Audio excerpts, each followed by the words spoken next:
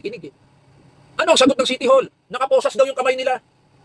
Dahil sa batas. O paano gagawin mo ngayon dahil nakaposas ang kamay mo? O, di kalagin mo yung posas. Paano mo kakalagin? Batas din ang gagamitin mo.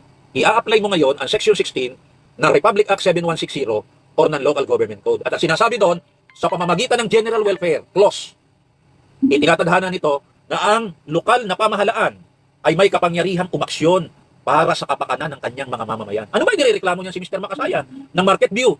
Hindi na nga lumapit yan sa QMWD at Prime Water Lumapit na nga sa City Hall kay Mayor.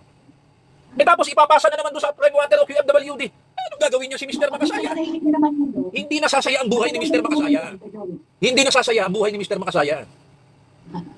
Dapat, kung nakaposas ang kamay ng City Hall, dahilan sa Presidential Decree 198 sa panahon ni Marcos Sr., tatapatan mo ngayon yan, kakalagin mo at ang susi ay batas din. Section 16.